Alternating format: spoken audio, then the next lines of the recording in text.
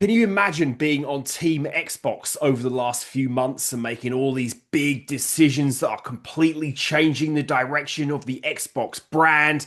I mean, doing away with exclusives, putting Forza, Gears, Halo, all of your big three pillars of exclusivity over on the rival platform, and then basically explaining that your next console is going to be a PC that's disguised as a game console, making all these big drastic changes to the business model, really pushing Game Pass as much as humanly possible, sticking with the subscription model. And then who comes along? Well, none other than Valve with a new Steam machine, which has been affectionately called the GabeCube, which I think is a nice moniker that has gone out there. But my God, Xbox just can't catch a break. I mean, they have been struggling now for 2 generations, completely spinning their wheels, trying everything, throwing everything at the wall and seeing what will stick. Finally, kind of making this direction of travel to go towards the PC in a console like box, open the platform up, and then what happens? Valve comes in and completely steals their thunder. I mean, I have been hammering Xbox on this channel since its creation a couple of weeks back now. Thank you all for the growth, by the way. Been a real positive sign here. But it's reaching the point where it's almost, you start to feel sorry for them. I mean, they just cannot do anything right. They cannot catch a break at all. They're continuously just cut off at the knees every single time they make a move. And even with this new so-called Xbox that's really going to be a PC and a console-like box,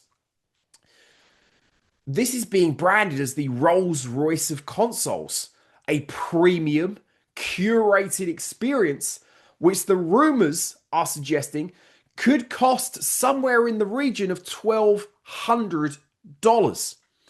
And seemingly, Microsoft has forgotten the point of a Rolls Royce. People don't buy a Rolls Royce just so anyone can have them because there's nothing special about them.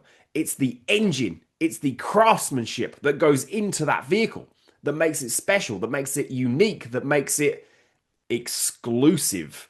So, that whole model, in my opinion, as I've explained in prior videos, is already kind of doomed to fail.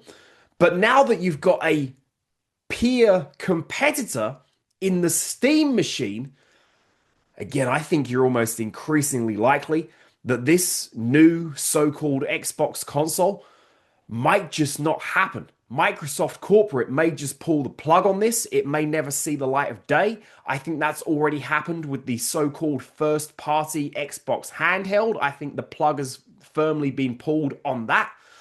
I think the same could now happen to the console itself. And I think that's because there's genuine excitement about this Steam machine. I'm Shooter, brand new gaming content creator here on YouTube. Be sure to subscribe if you're new to my channel. Got quite a few views on some of the first videos I put out here. We're now at over 200 subscribers. Let's try and get 1,000 subs before the end of the year. I think that's absolutely possible. And I'm trying to do one thing. That is bring back real passion for video games into the content creating space. No clickbait, no videos just for views, but actually me sharing an opinion that I'm genuinely passionate about. If I'm not passionate about it, I'm not going to do a video about it. It's just that simple. So subscribe if you are new. But let's get back to this Steam machine. There is very real excitement about this thing. Unlike everything Xbox. I just watched Adam Koralick's video on the Xbox 5th year anniversary, and he really took a quite depressed tone throughout that whole video, which I think he was absolutely right to do. You can't really point fault at anything that he said in that video. He was absolutely right across the board. There's nothing to look forward to. There's nothing to be excited about. There's no reason to be hyped about the Xbox brand anymore. But where have people increasingly looked to go as an alternative? Well, to the PS5, of course, but also over to the PC, over to Steam.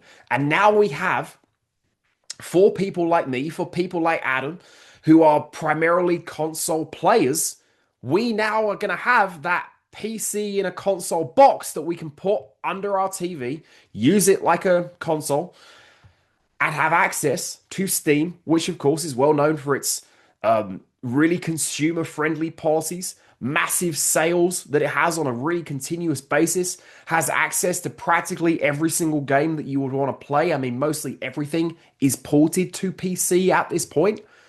This is something that has a very real shot at success. Now, from my understanding, on a technical level, this is about the same level of power as a PS5 or an Xbox Series X, maybe a little lower from some of the things I've heard. I'm not a technically minded person when it comes to this sort of stuff. I just play what I want to play where I want to play it. Yes, I want it to look and play as best as it possibly can, but I think the trade-off here is, yeah, you're getting something that is not really a next generational leap, but you're getting into the Steam ecosystem if you're not already there. I've been in the Steam ecosystem, of course. I mean, who hasn't that plays video games as long as we have, right? Our entire lifetimes. Of course, you've been on Steam at some point. Yeah, I've got a small Steam library, mostly older stuff. Your Half-Lives, your original Counter-Strikes, that sort of stuff, some RTS games here and there. Maybe I'll do a video on that at some point. But you know what? I'm starting to reach the point where, yeah, I'd kind of like to explore some PC again. There's certainly quite a few things on PC that don't always make the jump over to console. Unlike the other direction, most of the stuff that's on console you can find on PC. There's still quite a lot of stuff that's pretty unique to the PC platform, especially that RTS style stuff, the strategy games. A lot of that stuff kind of stays locked in the PC ecosphere. And I would really, honestly, I'd love to get back to playing some Counter-Strike. I'm loving Battlefield 6, absolutely loving Battlefield 6 at the moment, playing that with friends almost every day consistently since it's launched. I mean, what a game. But I would love to get back and play some Counter-Strike. Haven't played some Counter-Strike in probably about 3, maybe 4 years at this point, and it's been a significant amount of time. This is perhaps the opportunity that I've needed. I'm a MacBook user for my day-to-day computing. They unfortunately didn't support CSGO 2 on the Mac, so I haven't been able to jump into that. So yeah, this is, I think, actually kind of appealing to me. And personally, well, probably not even if, but when people get the emulators running on the Steam machine, I'm talking Dolphin, PCSX2. I mean, once they're up and running, this becomes extremely attractive. Extremely attractive. I mean, if you're not emulating in 2025, I don't know what to tell you. I mean, these emulators today, they're insane in terms of the capabilities that they have, the games that you, of course, have access to play through emulation. And especially in a world where the video game industry is going in this direction of remake after remake after remake. Is anyone else just tired of remakes? That's probably going to be a video at some point on this channel. I've kind of reached my breaking point with them, to be perfectly honest. But yeah, I think this is something that if it's priced right, I could probably get behind. I mean, if this comes in around $500, $600, maybe $650, I think this is going to be a very attractive proposition. Very attractive. It sounds also, from the way they've described it, like it may not come with a controller, because of course, you don't necessarily need one. I mean, you'll just be able to hook up any controller that you've got lying around. Like, we all have controllers just laying around here, right? So that's something that is going to cut costs potentially. So if you can get the system out for 600, 650, I mean, the controller, what's that going to come in at? 80, 90, maybe 100. I mean, and that controller, they're saying that controller's got a 35-hour battery. That's kind of like the Switch Pro controller. If you haven't used one of those, I mean, go get one, play your Switch, fully charge it, then play your Switch, and get back to me when that controller runs out of battery. I mean, it's like a never-ending piece of kit. I mean, it puts the PS5 controller to shame, that's for sure.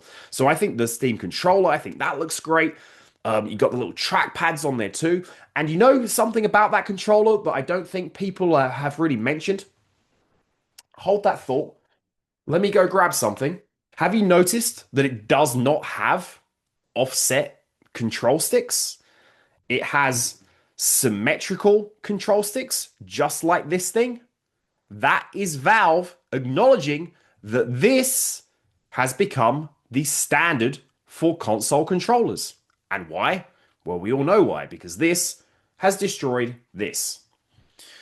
So I think it's a very interesting concept. I wish Valve all the success in the world with it. We need more competition in this market, especially with what Xbox is doing. I mean, I've made it abundantly clear. I think what they're doing is a complete disaster. But Valve, Steam, they've been on a different track for a very long time. If they can come into this market and put up a serious challenge to PlayStation and even to Nintendo to some extent, this is only a good thing. If we don't have competition, we're going to end up with skyrocketing prices, no innovation in terms of systems or games, and this whole thing is going to slowly but surely grind to a halt as we just convert into an industry of Fortnite clones and consoles that lack anything unique about them at all. So I'm excited about this. What do you guys think? Please leave me your comments below. Would love to hear. Subscribe if you're new to the channel. And let me know in the comments, is this game any good? I found this at Walmart for $15. I've heard a lot of good things about this game. I've seen it in Walmart time and time again. It finally went on sale. They've got quite a few sales in Walmart at the moment, actually, if you go and look. And I looked it up. Apparently, this is a 20-hour game. So 20 hours of entertainment, all on the disc. Yes, physical disc user here whenever possible, at least today. Let me know about that one too. Would be interested to know your mini reviews on Prince of Persia: The Lost Crown. Back with more soon.